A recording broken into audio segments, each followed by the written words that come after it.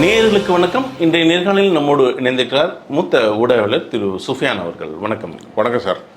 தமிழ்நாட்டு அரசியல் களம் மாறிட்டு இருக்குன்றாங்க. குறிப்பாக இளைஞருக்கு மத்தியில் அரசியல் கையில் போகுது. அண்ணாமலை அரசியலுக்கு பிரவேசம், இதெல்லாம் எப்படி பார்க்குறீங்க சார்? இப்போது அண்ணாமலை ஒரு 3 நாட்களுக்கு மேல் பெரிய அளவில் ட்ரெண்ட் ஆகிட்டு இருக்கார். கடந்த ஒரு வாரமாக ஆனாலும் கூட இப்போது தேசிய செய்திகள் எல்லாம் அண்ணாமலையை பற்றி அண்ணாமலை தான் வந்து கொண்டிருக்கிறது. அதற்கு காரணம் என்னது? மிகைப்படுத்தப்பட்ட செய்திகள். அதாவது ஊடகவியலாளர்களுக்கு ஏதாவது நானும் ஊடகவியலாளர் தான், ப்ரொஃபஷனல் ஊடகவியலாளர், பல தசாப்தங்களாக இருக்கிறேன். என்ன மேட்ரு அப்படின்னு கேட்டிங்கன்னா, ஒரு வெறும் வாய்க்கு அவல் ஏதாவது ஒன்று வேணுங்கிற மாதிரி ஒரு கதை. ஆனால் அந்த செய்தியில் இருக்கக்கூடிய ஆழமான பார்வை இருக்கிறது. அண்ணாமலை நேற்று போனார், ரெசிக்னேஷன் கொடுத்தார், அமித்ஷாவை சந்தித்தார், அமித்ஷா முதலில் சந்திக்க விருப்பமில்லை, இப்படியெல்லாம் ஒவ்வொரு செகண்ட்லேயும் டெல்லியிலிருந்து லைவ் எல்லாம் ஒளிபரப்பிக்கிட்டு இருந்தார்கள் பிரைம் சேனல்களில். ஆனால் இதுக்கு முன்னாடி ஹேஷியங்கள் வரும். ஆனால் ஒரு வாரத்திற்கு முன்பே இந்தியன் எக்ஸ்பிரஸ் போன்ற நாளிதழ்களும் கூட நேற்றே அவருடைய வெளியேற்றத்தை உறுதி செய்தது. தமிழ்நாட்டில் இருக்கக்கூடிய தலைமுறைகள் போன்ற சில முக்கியமான செய்திகள் எல்லாமே உறுதி செய்தாங்க. அதுவும் நடந்திருக்கு. ஆனால் இது நடப்பதற்கு நாம் இதுவரைக்கும் பல செய்திகளை பார்த்துருக்கோம். ஒருத்தர் கட்சியை விட்டு வெளியே போனார்னா கட்சி தலைவர்கிட்ட சொல்லிட்டு போக மாட்டார். இப்போ சிவி சண்முகத்துக்கும் அவருக்குன்னா சிவி சண்முகத்தும் போய் நேரடியாக எடப்பாடி பழனிசாமிகிட்ட நான் வெளியே போகிறேங்க, உங்களுக்கு செல்வாக்கு இல்லை, எனக்கு அனுமதிங்க அப்படின்லாம் கேட்க மாட்டாங்க. அப்படி எந்த ஊர்லேயும் நம்ம கேட்டு பழக்கம் இல்லை. ஆனால் இவர் என்ன சொல்லியிருக்காரு, எக்ஸ்பிரஸ் போட்டிருக்கக்கூடிய செய்தியில் முதல்ல சில கண்டிஷனை வச்சுருக்காரு. கட்சியை அந்த கண்டிஷனை போகாத ஊருக்கு வழி கேட்குற மாதிரி. ஒரு ஊரே இல்லை, அந்த ஊரே அப்படி ஒரு ஊரே இல்லைப்பா, வழி சொல்லுங்க நான் போயிடுறேங்கிற மாதிரி. அதை மாதிரி இப்போ வழி கேட்டிருக்காரு. அதை பிஜேபி எப்பவும் ஒத்துக்கிறாது. பிஜேபியை பொறுத்தவரை நீங்கள் சொல்ல புரியுதுன்னா 1978, 79களிலே ஜன்சங்கத்திலேருந்து வந்திருக்கக்கூடிய அடல் பிஹாரி வாஜ்பாய், அப்புறமா அத்வானி போன்ற தலைவர்கள் நிறுவன தலைவர், கடைசியில் அத்வானியை ஓரங்கட்டி போட்டாங்க. அவங்களுக்கு ஒரு தனி மனிதர் ஏன் அத்வானியை ஓரங்கட்டினாங்கன்னா, அவர் பாகிஸ்தானில் போய் ஜின்னாவை பற்றி ரொம்ப புகழ்ந்துருந்தார். ஜின்னாவை மாதிரியான ஒரு ஆள் இல்லைன்னு.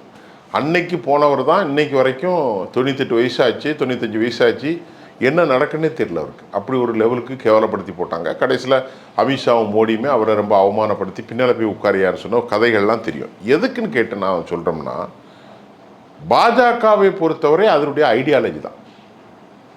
பாஜகவை பொறுத்தவரை ஐடியாலஜி. இப்போ நேற்று கூட சில செய்தி வந்துச்சு, அண்ணாமலை ஃபிட் ஆகலை.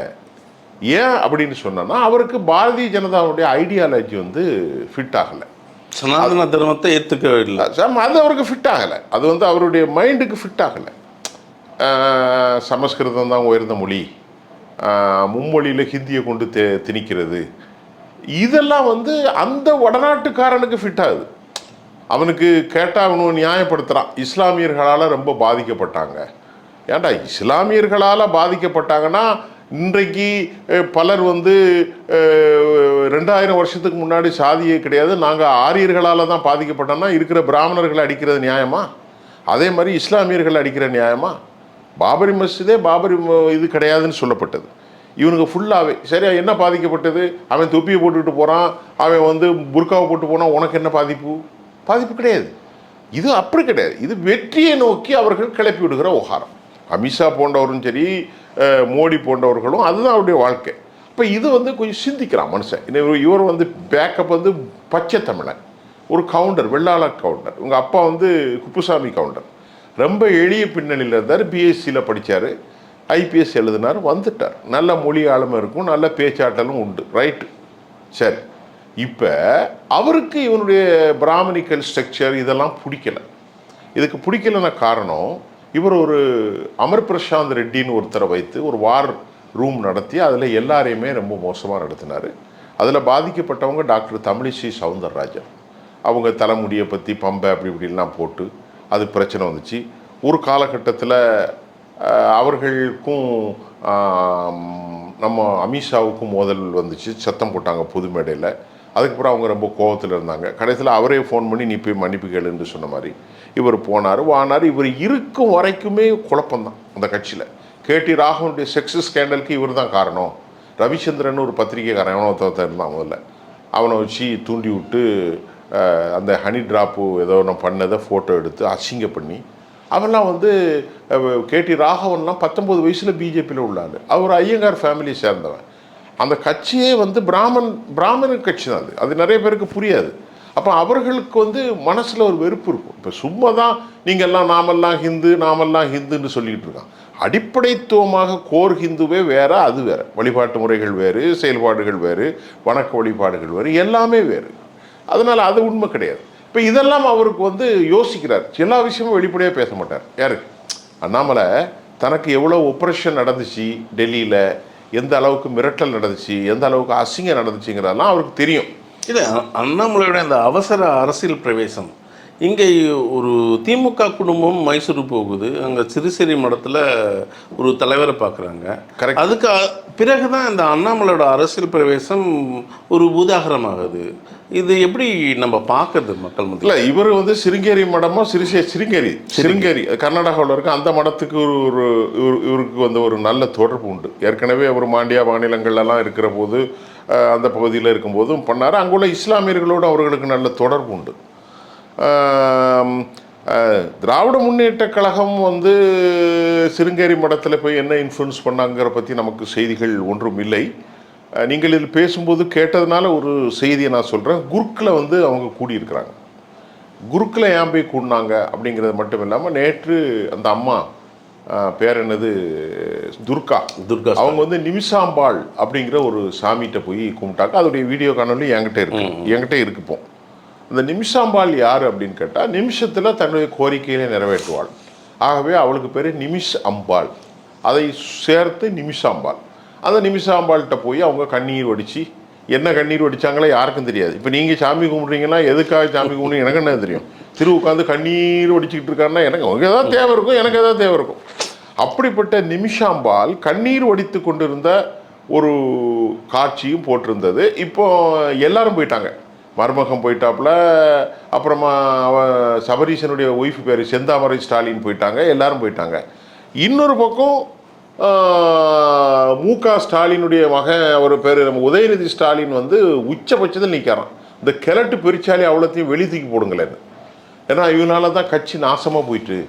துரைமுருகன், ஐபெரியசாமி எம்எல்ஏ இப்போ ஜெயிச்சிருக்கார். கே.எஸ்.எஸ்.ஆர். ராமச்சந்திரன், பொன்முடி, இந்த மாதிரி கிழட்டு பெருச்சாலிகள்லாம் போட்டுட்டு ஜென்செட்டு அப்படி கொண்டு வரவங்களுக்கு தான் அவருடைய ஜென்செட்டு உகாரம் தான் அவருடைய முயற்சி. அதற்கும் பேசியிருக்கிறார்கள். இனி எப்படி கட்சியை வளப்படுத்துறதும் பேசியிருக்கிறாங்க. இப்போ இந்த செய்தி அண்ணாமலையோடு பேசிடுவோம். இப்போ முதல்ல இப்போ பிஜேபி டிஎம்கேக்கு எதிர்கொள்ள வேண்டிய முக்கியமான பிரச்சனை ஒரு 5 சட்டமன்ற இடைத்தேர்தல். அதில் திருச்சி இருக்குது, அவங்களுக்கு ஒரு பிரச்சனை. அடுத்த இது வந்து தாராபுரம் வந்து சத்யபாமா, மதுராந்தகத்தில் இருக்கக்கூடிய மரகதம், பெருந்துறை ஜெயக்குமார், அதே போல் அம்பாசமுத்திரத்தில் இருக்கிற இசக்கி சுப்பையா, திருச்சியில் வந்து விஜய்.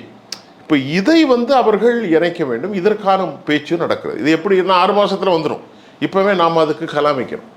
காசெல்லாம் கொடுத்து இன்னும் வேலைக்கு ஆகாது. நல்லா தெரிஞ்சு போச்சு. இனி காசு கொடுத்தா டிஎம்கேக்கு ஆப்போசிட்டாக ஓட்டு விடும். இப்போ இதில் வந்து முக்கியமாக விடுதலை சிறுத்தைகள் இப்போது அவர்கள்ட்ட இல்லை. சிறுத்தைகள் ஏற்கனவே ஒரு ரிப்போர்ட் கொடுத்தாங்க. ஏற்கனவே தலித்துகள் நிறைய பேர் வந்து விஜயோட சேர்ந்துட்டாங்கன்னு. அப்போ விஜய் தலித்து 2 சேர்ந்தா இவருக்கு 6 சேர்ந்தானா 6 ரன்னு 8 தானே, 8 ரன்னு 10 தானே. இது திமுகவுக்கு ஒரு பெரிய செட்பேக். காதர் மீதீன் போன்றவர்கள் நேற்று கூட ஒரு இஸ்லாமிய தலைவரை பார்த்து சொன்னார், 5வது கடமை லா இலாஹ இல்லல்லாங்கிறது ஒரு கடமை, அப்படி ஒரு கட்சிக்கு போகிறது, நோம்பு பிடிப்பது, தொழுகிறது மாதிரி 6வது கடமை திமுகவுக்கு ஓட்டு போடணும்னு சொன்னார். அது பல முஸ்லீம் தலைவர்களை பெரிய அசிங்கத்தை ஏற்படுத்துச்சு. அப்படிப்பட்ட காதர் மீதீனே இன்னைக்கு ஸ்டாலினுக்கு எதிராக மாறி அறிக்கை விட்றாரு. ஏன் எங்கள் சமூகத்தின் ஓட்டை வாங்கித்தானடா நீங்கள் இவ்வளோ நாள் ஜெயிச்சிங்க, இப்போ என்ன நாங்கள் அதிகாரத்துக்கு போயிட்டோம், எங்களுக்கு ஒரு பாதுகாப்புக்காக நாங்கள் போனோம், சனாதனம் உள்ளே வரக்கூடாது, கவர்னர் ஆட்சி வந்துடக்கூடாதுன்னு போனோங்கிறத 2 பேருமே ஒன்றா சொல்லிட்டாங்க. திருமாவளவன்னு சொல்லிட்டார். தோழர் வன்னியரசு வந்திருக்கிறது வந்து நாங்கள் வந்து ஆசைப்பட்டெல்லாம் போகலை, எங்களுக்கு சனாதன ஆட்சி வந்துடக்கூடாது, பாஜக இன்ஃப்ளூயன்ஸ் வரக்கூடாதுங்கிறத நாங்கள் கொடுத்தோம். இங்கே ஒரு கேள்வி வச்சிடுறேன். திமுக தரப்பில் ஒரு செய்தி வந்திருக்கு. அதாவது திமுக ஒரு சூழலை மாற்றுது, சிறுபான்மையினருக்கான இங்கே அரசியல் சூழலே மாற்றுது. எப்படி? திரு ஷானவாஸ் அவர்களை முன்னிலைப்படுத்தி ஒரு அணியாக திரட்ட போகிறாங்க, அதுக்கான வியூகங்களை இன்னைக்கு திமுக செயல்படுத்துது அப்படின்றாங்க. ஷானவாஸ் வந்து எப்படின்னா அவருக்கு ஒன்றும் பெரிய இஸ்லாமிய பேக்கப்லாம் ஒன்றும் கிடையாது. திருப்பி கேட்டாச்சுன்னா அவர் மீது வந்து பெரிய அளவில் ஒரு ஒரு ஒரு பெரிய அளவில் ஒரு கரிஷ்மா ஒரு ஆன ஆள். அவர் கட்சியில் நல்ல கரிஷ்மா, இஸ்லாம் சமூகத்தில் அவர் இன்ஃப்ளூயன்ஸ் பண்ணக்கூடிய அளவுக்கான ஆட்கள் கிடையாது. இப்போ நீங்கள் ஒரு உதாரணத்துக்கு சொன்னீங்கன்னா, இப்போ இன்னைக்கு ஜவாஹிருல்லா இருக்கார். அது ஜவாஹிருல்லா இருந்து அப்புறம் எஸ்டிபி இருக்குது. இப்போ இவர்கள்லாம் இருக்கிறார்கள். அன்சாரி இருக்கிறார், அதே போல் இவர் காதர் மேதின்னு இருக்கிறார். ஆனால் இவர்கள் இருப்பது ஒன்று இருந்தாலும் இல்லாவிட்டாலும் திமுகவுக்கு அந்த சமூகத்தில் ஒரு 50% வாக்குகள் இருக்கு. அது இப்போ இளைய தலைமுறைகளில் பி ஜெயினுல் ஆப்தீன் ஒருத்தர் வந்தார், அவர் தான் உடைச்சார். உங்களுக்கு தெரியும் இந்த எந்த கட்சி, அது பேர் வந்து தௌஹீத் ஜமாத். அவர் தான் முதல்ல, ஏன்னா அந்த சமூகம் எப்படி இருக்குன்னா, கருணாநிதிக்கு ஓட்டு போடுறது தான் ஒரு பாக்கியம், அதிமுகன்னு சொன்னாலே கேவலம் அப்படின்னு நினைக்கக்கூடிய ஒரு சமூகம். அது கொஞ்சம் கொஞ்சம் மெல்ல மெல்ல மாறி வருது. ஏன்னா 16% வாக்குகளை வந்து இன்னைக்கு அவங்க 16%த்தில் 10% இழந்திருக்காங்க. கண்டிப்பாக. ஏன்னா கிறிஸ்தவர்கள், நான் ஏற்கனவே பலமுறை உங்கள்கிட்ட கூட பேட்டி கொடுத்துருக்கேன். நான் தான் முதல்ல சொன்னேன், நீங்கள் அதை எப்படி எடுத்துக்கிட்டீங்களோ தெரியல, அதான் இப்போ நடந்திருக்கு. அதாவது கடற்கரையோரம் கிறிஸ்தவர்கள், நம்ம ஏற்கனவே நான் உங்கள்கிட்ட பேசியிருக்கேன். இப்போ அது உண்மையிலேயே நடந்திருக்கு. ஆனால் அந்த அளவுக்கு இஸ்லாமியர்கள் வாக்கு டிரான்ஸ்ஃபர் ஆகலை. ஆனால் 30%, 25% வாக்கு இருக்குது இளைஞர்களுடைய வாக்கு. இப்போ இவர் இந்த ஒரு 3-5 வருஷத்துக்குள்ளே எப்படி ஆட்சி நடத்துகிறாருன்னு பார்த்துட்டா, முழுக்க சிறுபான்மையினர்கள் தங்களுக்கு இன்னொரு பிளாட்ஃபார்ம் கிடைச்சிரும்னு போயிடுவாங்க. நான் சொல்ற புரியுதா உங்களுக்கு? இது திமுகவுக்கு வருங்காலத்தில் இடைஞ்சல். இதையும் அவங்க சிந்திக்கிறாங்க. நமக்கு இதுவரைக்கும் தலித்துகள் இருந்தார்கள், கிறிஸ்தவர்கள் இருந்தார்கள், கத்தோலிக்கர்கள் இருந்தார்கள், சிஎஸ்ஐ கிறிஸ்தவர்கள் இருந்தார்கள், 2 கிறிஸ்தவர்கள். இஸ்லாமியர்கள் அனைத்து தரப்பும் இருந்தார்கள். அவர்கள் சுன்னத்து ஜமாத்தாக இருந்தாலும் சரி, தௌஹீத் ஜமாத்தாக இருந்தாலும் கொஞ்சம் ஒரு 5%, 7%, 10% போகும். 70% வாக்களை பெற்றார்கள். இன்னைக்கு அந்த வாக்கள்லாம் இல்லை. ஏன்னா திமுகவுக்கு 25% தான் இருக்குது. நான் ஏற்கனவே பலமுறை சொல்லிட்டேன். இப்போ அதுதான் வந்திருக்கு. அந்த 25 தான் அவங்களுக்கு உண்மை. காங்கிரஸ் கட்சி ஒரு 4-5 எடுத்திருப்பான். இப்போ அவனும் போயிட்டான். தோழர் திருமாவளவன் போயிட்டாங்க. திருத்துறைப்பூண்டி டெல்டா பகுதிகளில் வளமாக இருக்கக்கூடிய தோழர் மோகன் போன்றவர்கள், இடதுசாரிகள், கம்யூனிஸ்டுகள், இந்திய கம்யூனிஸ்ட் தோழர் வீரபாண்டியன் போய்விட்டார். காதர் மீதின் போன்ற தலைவர்கள்லாம் போயிருக்காங்க. இப்போ அவங்க தனித்து நிற்கிறாங்க. அவங்க கூட இருக்கக்கூடாது அன்சாரின்னு ஒருத்தர் இருக்காரு. நீங்கள் சொன்ன மாதிரி ஆளூர் ஷானவாஸை கொண்டு வச்சாலும் ஒன்றும் வேலைக்கு ஆகாது. அதற்கு வாய்ப்பே இல்லை. இப்போது ஒரே ஒரு சான்ஸு, இவங்க கமிட்டட் என்ன மிஸ்டேக் பண்ண போகிறாங்கன்னு தெரியல. யார்? திமுக. விஜய் பண்ணக்கூடிய இப்போ திமுக ஒரு 20 நாளில் இவ்வளோ பெரிய எழுச்சி தேவையில்லை. இப்போ எங்கே பார்த்தாலும் கொடியை கட்டுறது, தவறுதலாக சொல்கிறது தேவையில்லை. 20 நாளைக்கெல்லாம் நீங்கள் தானே ஆட்சியில் எல்லாம் எடுத்து வச்சிங்க. இன்றைக்கி காவல்துறையில் வந்து 1,31,000 பேர் தான் இருக்குது. நீங்கள் செஞ்ச காவல்துறை தான். பலாத்கார பிரச்சனைகள் நீங்கள் செய்தது தான். பணம் கொடுக்க முடியலன்னா நீங்கள் செஞ்சது தான். இவங்க ஒன்றும் செய்யலை. இவங்களுக்கு இன்எக்ஸ்பீரியன்ஸான ஆட்கள் இருக்கிறாங்க, சின்ன வயசுக்காரங்க இருந்தாலும் மக்கள் வந்து திமுகவின் மீது ஒரு வெறுப்பு இருந்துகிட்டு தான் இருக்கிறது. அது இல்லை என்று சொல்ல வரல. அது இன்னும் காலங்கள் செல்கின்ற போது தோழர் விஜய் வந்து மறுபடியும் சிங்கி தட்டி கொண்டு வட இந்திய பாலிடிக்ஸுக்கு போனால் அவர் மீண்டும் நம்பிக்கை இழக்கக்கூடிய வாய்ப்பு இருக்குது. அவருக்கு எந்த மாதிரி, நான் முதல்ல சொல்கிறேன், சிறுபான்மையினர் ஓட்டு 17% கொத்தா உழணும் என்றால் அது மாறவே செய்யாது. இன்றைக்கி அண்ணாமலையை பற்றி ஹிந்துவில் எழுதியிருக்கிற செய்தி அதுதான். இந்த 17%, 16% நீங்கள் பாருங்கள், எந்த தொகுதியிலும் முஸ்லீம்கள் இல்லை, எந்த தொகுதியிலும் இல்லை. நீங்கள் மெட்ராஸ்லேயே பாருங்கள், கிறிஸ்டின் எங்கே இல்லை, எல்லா இடத்துலையும் இருக்கான். நீங்கள் புரசேவாக்கம் முதல்ல தொகுதியாக இருந்துச்சு, இப்போ குளத்தூராக இருந்துச்சு, அப்புறமா என்ன பது வட அண்ணா நகர் தொகுதியாக இருக்கட்டும், ஒரு மெட்ராஸில் எடுத்துக்கிடுங்க, இல்லை பரவி இருக்கு, எல்லா தொகுதியிலையும் இருக்காங்க. அப்போ அவங்க 40,000, 30,000, 20,000 இருக்கும்போது கிறிஸ்தவ முஸ்லீம் வாக்கள் தான் ஜெயிக்க போகுது. மற்றவங்களாம் சாதி ரீதியாக பிரிஞ்சிருவாங்க. ஹிந்து சாதியெலாம் ஒன்று கிடையாது. தேவர்னா வட இந்தியா அந்த பக்கத்தில் இருப்பான், நாடார்னா தூத்துக்குடியில் இருப்பான், வன்னியர்னா வடக்கு பகுதியில் இருப்பான். ஆனால் கிறிஸ்தவ முஸ்லீம்கள் தமிழ்நாடு முழுவதும் இருக்காங்க. இந்த ஓட்டு, இந்த 17% முக்கியம். இதில் தான் திமுக நின்றுச்சு. இப்போ திமுகவுக்கு ஒரு பெரும் சிக்கல். இப்போ நீங்கள் அண்ணாமலை பற்றி கேட்டதை சொல்லிடுவோம். இப்போ அண்ணாமலை பற்றி நம்ம பேசிக்கிட்டு இருந்தோம்ல, இப்போ அண்ணாமலை, இப்போ திமுக வந்து நீங்கள் சிருங்கேரி மடத்தை பற்றி சில கேள்விகள் கேட்டீங்க, அதை பற்றி எனக்கு ஆதாரம் இல்லை அப்படின்னு நான் சொல்லிட்டேன். இப்போ அண்ணாமலையினால் இழப்பு மறுபடி வரப்போகிறது பாரதிய ஜனதாக்கு தான். ஆனால் எனக்குமே சந்தேகம் இருக்கிறது, அண்ணாமலை ஏதாவது ஒரு கள்ள உறவோடு தான் அவர் வெளியே வருவதற்கு வாய்ப்பு இருக்கிறது. நான் மட்டும் இல்லை, தமிழ்நாட்டில் ஒரு அஜெண்டாவோட வரலாம். ஏன்னா பாஜகவை நீங்கள் நம்பவே முடியாது சார். எந்த ரூபத்திலே வருவாங்க. ஒரு காலத்தில் இந்த தமிழருவி மணியனையும் விஜயகாந்த் ரஜினிகாந்தையும் கொண்டு நிறுத்தியிருந்தாங்க. அப்போ இவர் கட்சியை விட்டு வெளியேறினார். யார்? அர்ஜுனமூர்த்தின்னு ஒரு ஆள் கட்சியை விட்டு வெளியேறி நான் ரஜினிகாந்த் கூட வந்துட்டேன்னு சொன்னார். கடைசியில் ரஜினிகாந்த் நைஸாக பிழைக்க தெரிஞ்ச ஆள் தப்பிட்டார். அர்ஜுனமூர்த்தி அப்போ நீ மறுபடியும் அங்கே போய் சேர்த்துட்டான். நான் சொல்ற புரியுதா? புரியுது. இவங்க எல்லாருமே திருட்டு வேலை பார்ப்பாங்க அரசியல்ல. அப்போ அண்ணாமலோட அரசியல ரஜினிகாந்தோட பங்கு என்னவா இருக்குங்க? ரஜினிகாந்துக்கு அவருக்கு ஒரு நல்ல ஒரு ரெஸ்பெக்டபிள் பர்சனாலிட்டி பர்சனாக அவர் பார்க்குறாரு. ரஜினிகாந்த் அவர் மீட் பண்ணியிருக்காரு. நீங்கள் சொன்ன மாதிரி எனக்கு சில செய்திகள் ரஜினிகாந்தினுடைய மக்கள் சக்தி இயக்கம் என்கின்ற ஒரு இயக்கத்தும் கூட இவருக்கு ஆதரவு கொடுக்கறதாக சொல்லப்படுது. அதில் என்ன ஒரு கால்குலேஷன் எனக்கு போகுதுன்னா, ரஜினிகாந்துக்கு கிட்டத்தட்ட ஒரு பெரிய ஃபேன் இருக்கு, இன்னும் இருக்கு. அந்த ஃபேனை வந்து அண்ணாமலை தனக்கு பயன்படுத்துறதுக்கு ரஜினி ஒப்புதலோடு போகிறார். ரஜினிக்கும் விஜயகாந்துக்குமே பிடிக்காது, விஜய்க்குமே பிடிக்காது. அதில் அன்னைக்கு நான் எப்பவும் பொறாம கொள்றோம் கிடையாதுலாம் ரஜினி இப்போ பேசியிருந்தார். இல்லை, ரஜினி ஒரு இடத்துக்கு வந்துட்டாரோ, இந்த சூழலை மிஸ் பண்ணிட்டோமோ, அந்த அப்படி அவர் முதலமைச்சர் பதவியே இழந்தோமோ யோசிக்கிறார். ஏன் அப்படி யோசிக்க மாட்டார், அவருக்கு அந்த சிந்தனையே கிடையாது. ஏன்னு கேட்டிங்கன்னா 96 அண்ணாமலை சைக்கிள் ரெக்க கட்டி பறக்குன்னு படம் இருக்கும்போது அப்போ ஜிகே மூப்பனாரோடு இவர் நின்றுருந்தா இவர் தான் ஜெயிச்சிருப்பார். இன்னைக்கு எப்படி விஜய் ஜெயிச்சிருக்காரோ இதே மாதிரி 96 கருணாநிதியை விட்டுட்டு ஜிகே மூப்பனாரோடு காங்கிரஸோடு அண்ணாமலை ரஜினிகாந்த் கைகோத்திருந்தா இன்னைக்கு விஜய்க்கு ஏற்பட்ட மாதிரி அவரும் 35% பெற்றிருப்பார். நல்லா தெரியும். அன்னைக்கு செல்வி ஜெயலலிதா அம்மையார் அவர்களுக்கு எதிராக திமுக கொண்டு வந்தது, அவங்க தோத்தாங்க, பர்கூரில் தோத்தாங்க, பல இடங்களில் தோத்தாங்க.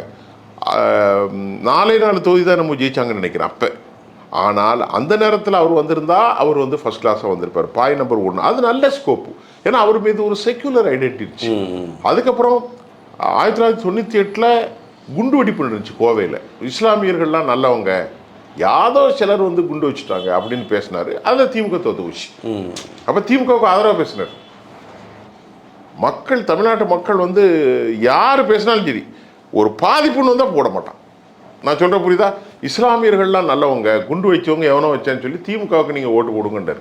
திமுகவில் தான் குண்டு வெடிச்சிருக்கு, சட்டம் ஒழுங்கு. அப்புறம் திமுகவுக்கு ஆதரவுப்பட்ட ரஜினிகாந்த் தான் யாரு? செல்வி ஜெயலலிதா அவர்களே தோக்கடித்தார்கள்.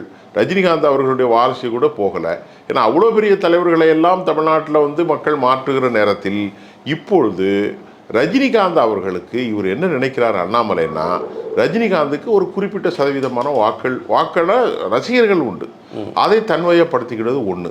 ரெண்டாவது கவுண்டர் பெல்ட்டை தன்வயப்படுகிறது ஒன்று. அப்புறம் அவருக்குன்னு இளைஞர்கள் படை இருக்கிற தன்வயப்படுத்திக்கிட்டால் இவர் என்ன நினைக்கிறார்னா, நாம் ஆட்சிக்கு வராட்டாலும் கூட ஒரு மாபெரும் சக்தியாக தமிழ்நாட்டில் வளரலாம். நாம் வளராமல் இருப்பதற்கு காரணம் இந்த பாஜக அடையாளம் தான். இப்போ அண்ணாமலையோட பேக் போன் யார்? அவருக்கு அது தெரியலையே. அவருக்கு பெரிய பேக் போன் இருக்கு, அவரே நிறைய சம்பாதிச்சு வச்சதாக சொல்றாங்க. நான் சொல்லலை, அவங்க தான் சொல்றாங்க. கல்யாணராமன் தான் சொல்றான், நானும் சொல்லலை, நீங்களும் சொல்லலை, திமுக காரனும் சொல்லலை. கல்யாணராமன் தான் போய் சொல்லியிருக்கான் மனுஷன். அந்த ஆள் தான் வந்து வெறுப்பு, பயங்கரமான மோசமான ஆள், மனித சமூக விரோதி கல்யாணராமன். மோசமான நபிகள் நாயகத்தை பற்றி பேசுறது, கேவலமாக பேசுவார். அந்த ஆள் தான் அவனு. இந்த மாரிதாஸ்ன்னு ஒரு ஆள், இந்த 2 பேரும் சேர்ந்து தான் திரு அண்ணாமலை அவர்கள் நிறைய சம்பாதிச்சு வச்சிருக்காரு. நொய்யல் ஆட்டங்கரையில் பல ஏக்கர் சொத்துக்களை வாங்கியிருக்கிறாரு. திராவிட முன்னேற்ற கழகமும் கூட பணம் கொடுத்தது. ஆனால் அண்ணாமலைக்கும் திமுகவுக்கும் இடையில இந்த பணம் கொடுத்தாலாம் இவங்க சொன்னதெல்லாம் வந்து எந்த ஆதாரத்தில் சொன்னாங்கன்னு தெரியல. ஆனால் எல்லா அரசியல் கட்சிகளுக்குள் ஒரு கூடுதல் உண்டு. அப்படி அண்ணாமலைக்கும் திமுகவுக்கும் இடையில ஒரு நட்பு இருக்கலாம். நீங்கள் முதலே கூட கேட்டீர்கள், சிருங்கேரி மடத்தில் போய் இன்ஃப்ளூயன்ஸ் பண்ணார்கள், இருக்கலாம். இல்லை என்றெல்லாம் சொல்ல முடியாது. அது இல்லை என்று நாம் சொல்வதற்கான வாய்ப்புகள் ரொம்ப குறைவு. ஆனாலும் இன்றைக்கு தமிழ்நாட்டில் ஒரு புதிய தமிழ்நாடு உருவாகி இருக்கிறதை பார்க்கலாம். ஏன்னா ஒரே பேட்டிங்கில் 35% வந்து கற்பனைக்கு அப்பாற்பட்டது. ஒரு சின்ன கட்சி கூட கிடையாது பாருங்க விஜய். நீங்கள் அந்த அளவுக்கு இளைஞர்கள் வெறுப்பு. அதில் நல்ல ஈஸியாக எப்படி ஜெயிச்சாங்கன்னா ஒரே ஒரு கால்குலேஷன் சார். திமுகவுடைய வழக்கமான ஓட்டு வங்கி கிடைக்கல, கிறிஸ்தவ முஸ்லீம் இந்த தலித் ஓட்டு. அப்புறம் இந்த 41% இருக்காங்க பாருங்க, அந்த இளைஞர்கள் ஜென்செட்டு கம்ப்ளீட்டாக ஓட்டு போட்டாங்க. அப்போ அவன் தானே வருவான். மற்றபடி இவனுக்கு ஏற்று அதிமுக கீழே போயிட்டு தரையிறங்கி போச்சு. 105 தொகுதியில் டெபாசிட் போயிட்டு. இது ஒரு கட்சியா? ஓகே, 1 கோடி கிட்ட அதிமுக வாங்கியிருக்குல்ல, ஆனால் 105 தொகுதியில் டெபாசிட் போயிட்டு. அதனால் இவர் என்ன யோசிக்கிறார் என்று மட்டும் சொல்லி முடிச்சிடுறேன். இவர் என்ன நினைக்கிறாரு, இளைஞர்களுடைய காலம், எனக்கு வயது 41, நல்ல பேச்சாளர், டெல்லியிலிருந்து தமிழ்நாடு வரைக்கும். இப்பொழுது எனக்கென ஒரு கரிஷ்மா இருக்கிறது, எனக்கு ஒரு மிஸ்டர் கிளீனுங்கிற பேர் இருக்குது. அதனால் நான் பிஜேபியில் தொடர்ந்து பயணித்தால் எனக்கு வருங்காலம் கிடையாது. அவருடைய அட்வைசர் சொல்லியிருக்காங்க. அப்புறம் கவுண்டர்ஸ் நிறைய பேர் பணம் கொடுப்பாங்க, மற்றபடியும் பணம் கொடுப்பாங்க. அவருக்கு வந்து ஒரு பெரிய அளவில் இருக்குது. அதனால் இப்போ அவர் என்ன நினைக்கிறார் அப்படின்னு கேட்டோன்னா, நாம் வந்து விஜய் எப்படி வந்தாரோ அதை விட வராவிட்டாலும் கூட பாதி அளவு வரலாம். நான் ஒரு நேர்மையானவன், ஒரு என்தியூஸ்டிக்கல் பர்சனாலிட்டி, இளைஞர்களை ஊக்குவிக்கக்கூடிய ஒரு நல்ல சீரிய தலைமை என்கிட்ட இருக்குது. அதனால் தலித்துகள், இஸ்லாமியர்கள், கவுண்டர்கள், ஹிந்துத்துவ பாலிசியில் உள்ளவங்க, ஆன்டி திமுகவினர், கொங்கு மண்டலத்தில் இருக்கக்கூடிய எல்லோரையும் ஒருங்கிணைத்து நான் ஒரு மாற்று சக்தியாக வரலாம். யாருக்கு பதிலாக இவர். அதில் இன்னொரு செய்தியும் எனக்கு வந்துச்சு. இன்னும் கொஞ்ச காலம் கழித்து திமுக ரெண்டாக உடையும். இவருடைய நம்பிக்கை காரணம் திமுக க திமுக ஊ அப்படின்னு மாறும். அது என்னடா திமுக க திமுக ஊண்ட, ஊ என்றால் உதயநிதி, க என்றால் கனிமொழி, அப்பொழுது நான் பலம் பெற்று விடுவேன். இப்படி எல்லாம் ஒரு கால்குலேஷன் போடுறதாக பல கருத்துகள் வருகிறது. இதில் இப்போ அண்ணாமலை வருகையால தமிழ்நாட்டு பாஜகவில் ஏதாவது மாற்றம் இருக்குமா? தமிழ்நாடு பாஜக சோழி முடிஞ்சு மண்ணா போயிடும். நைனா நாகமே தான் கொள்ளடிச்சு வச்சிருக்கான்னு அவன் தான் சொல்கிறாங்க. கொடுத்த பணமே பல 100 1000 கோடி கொடுத்துருக்காங்க. நைனா நாகேந்திரன் 10 பைசா கொடுக்கலையா, அவ்வளோத்தையும் சுவாகா பண்ணிட்டாரான் அப்படின்னு அண்ணாமலை கொடுத்தனால உடனே ஸ்டார்ட் இமீடியட்லி. அந்த காலத்தில் நாங்கள்லாம் சின்ன பிள்ளையா இருக்கும்போது தந்தி பார்க்க தெரியாது. ஒரு வீட்டுக்கு தந்தி வந்தால் அழுவாங்க, யாராச்சும் செத்து போயிட்டாங்க. அப்புறம் நாங்கள் தந்தியை பார்த்துட்டு சொல்லுவோம், நமக்கு இங்கிலீஷ் தெரியாது, நமக்கு என்ன கிராமத்தில் படித்தாலும் தானே, சின்ன பையன் தானே. அப்போ யாராவது ஊரில் ஒருத்தர் இருப்பான், அவரை கூப்பிட்டு கேட்பாங்க, ஏமா அழுவுறீங்க, ஸ்டார்ட் இமீடியட்லின்னு சொல்லியிருக்கு. வேலைக்கு யாராவது கூப்பிடுவாங்க, அதுக்கு என்ன நாங்கள் தந்தி வந்தாலே செத்து போயிட்டான்னு அழுவாங்க. நான் சொல்கிறேன் புரியுதா உங்களுக்கு? அதனால ஸ்டார்ட் இமீடியட்லி. யாரை? நம்ம நெய்னார் நாகேந்திரன். நெய்னார் அங்கே போயிட்டாரான். இவன் பணத்துக்கு கணக்கு கேட்பாங்க, அவன் பிடிச்சி உதன்னு வைப்பாங்க. இன்னைக்கு செய்தி வந்துட்டு 100% நெய்னார் வந்து இடமாற்றம் அடைய போகிறார். இப்போ நெய்னார் போனால் வேற யார் இருக்கா? அதுக்கு இப்போ ஆளை தேடிக்கிட்டு இருக்காங்க. யார் ஃபில் பண்ண போகிறது? யாரை ஆளை தேடிக்கிட்டு இருக்காங்க. 3.5 இது கழுதை தேஞ்சி என்னமோ சொன்ன மாதிரி கீழே வந்துருச்சு. அதனால் இப்போ 3.5% தான் அவங்க இருக்காங்க. அந்த 3% மேனேஜ் பண்ணுறதுக்கு இப்போ ஆளை தேடிக்கிட்டு இருக்காங்க. ஒட்டுமொத்தத்தில் பிஜேபி க்ளோஸ். ஏன்னா இப்போ பிராமணர் ஓட்டுகளையும் தூக்கிட்டாங்கங்க.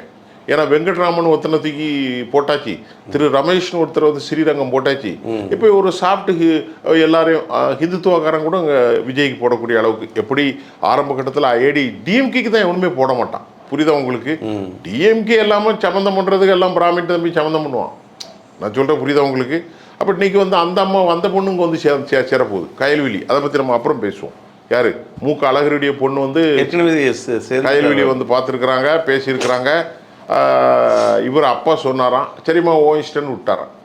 எல்லாத்தையுமே ஏன் மருமூன்னு நானும் என் வாயில் மண்ணெல்லி போடணும்னு நினச்சா எவன் இவனுக்கு ஓட்டு போடுவான்? புரியுதா? எல்லாமே ஆக்கிட்டாங்க. சித்தப்பா பெரியப்பா புள்ள மாதிரி மச்சான் மாமன் ஸ்டாலின் பொண்டாட்டி, ஸ்டாலினுடைய மருமகன், ஸ்டாலினுடைய மகன். நீ எல்லாம் கேளுங்கடா, நாங்கள் மட்டும்தான் குடும்பத்தோடு இருக்கனா?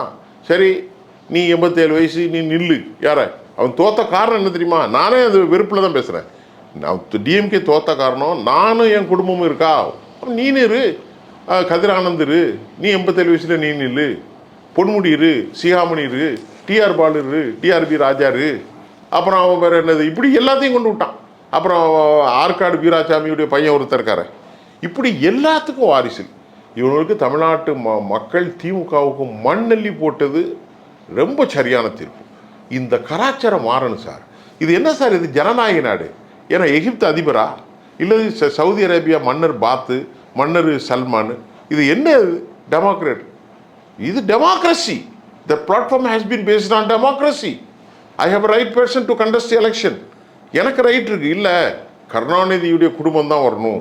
கனிமொழி அவருடைய துணைவி மகள், மூக்க அழகிரிக்கு மத்திய அமைச்சர் பதவி, தயாநிதி மாறன் அவ மனசாட்சி முரசொலி மாறன் மூவன். அப்போ மூக ஸ்டாலின் அவர் கருணாநிதியுடைய மகன், அவருடைய மகன் இன்பநிதி இல்லை உதயநிதி, அவருடைய மகன் இன்பநிதி, அவன் மருமகன் சபரீசன். நேற்று அங்கே போய் நின்று வில்லிவாக்கத்தில் சொல்கிறார் கார்த்திக் மோகனை, நான் இருக்கிறேன், நீங்களே எனக்கு ஓட்டு போடுங்க. இவனுக்கு என்ன தெரியும்? மக்கள் புரிந்தான், மக்கள் தெரிந்தான். அயோத்தி தேச பண்டிதரை பற்றி தெரியுமா அவனுக்கு? G2 ஒரு கம்பெனி வச்சுருக்கா. அந்த கம்பெனியுடைய நிர்வாகி தான் கார்த்திக் மோகன். கார்த்திக் மோகன் யார்? மோகன் அண்ணாநகர் நாயுடு. அவருடைய கார்த்திக் மோகனை கொண்டு ஆதவர்ஜனை கொண்டு வந்து 17,000 ஓட்டில் அவன் ஜெயிச்சுட்டு போயிட்டான். நான் இருக்கிறேன், நீ யாரியா? நீ அம்பாசமுத்திரத்தில் முதலியார் ஃபேமிலியில் உள்ளவன், 2 பேர் லவ் பண்ணியே முடிச்சிங்க. நீ என்ன உனக்கு? அயோத்திதாசர் பண்டிதரை பற்றி தெரியுமா? பெரியாரை பற்றி தெரியுமா? சவுந்தரபாண்டியரை பற்றி தெரியுமா? சங்கரலிங்கனாரை பற்றி தெரியுமா? தமிழ் தேசியம் பற்றி தெரியுமா? திராவிட தேசியம் பற்றி தெரியுமா? தமிழர்கள் எழுச்சி தெரியுமா? என்ன தெரியும்? வைக்கம் போரை பற்றி உனக்கு தெரியுமா? 1985 குமரி மாவட்டத்தில் ஐயா வழிபாடை பற்றி தெரியுமா? தமிழர்கள் மாற முளையை அறுத்து கொடுத்தாலே இந்த அநியாயம் தெரியுமா? ஒன்றுமே தெரியாத நீ எதுக்கு நீலாம் வரா? மக்கள் சரியான முறையில் தீர்ப்பு எடுக்கிறாங்க. இந்த மாதிரி செய்திகள் இருக்குது. அண்ணாமலைக்கான ஸ்கோப்பு இதுதான். அவர் இப்போ ரஜினிகாந்தை நம்புறது, சாதி பின்னணி நம்புறது, தனக்கான மிஸ்டர் கிளீனை நம்புறது, தனக்கான சில வாக்கு சதவீதம் இருக்குன்னு நம்புறது. ஆகவே இவரும் இளைஞர், நானும் இளைஞர், உதயநிதியும் இளைஞர், அதில் நான் முன்னாடி வந்துடுவேன் அப்படின்னு அவர் நம்புகிறாரு. அது சாத்தியம் கொஞ்சம் கம்மி தான். ஆனால் அவருடைய நம்பிக்கை நம்ம பாராட்டும். பார்ப்போம். வருங்கால அரசியல் ஜென்சி கிட்ஸ் கையில் தான் இருக்குன்னு எல்லா இளைஞர் தலைவர்களும் கீழே இறங்குறாங்க. ஆமாம், அரசியல் முன்னெடுப்பு தொடர்ந்து பேசுவோம். உங்கள் நேரம் நன்றி சார், நன்றி, ரொம்ப நன்றி.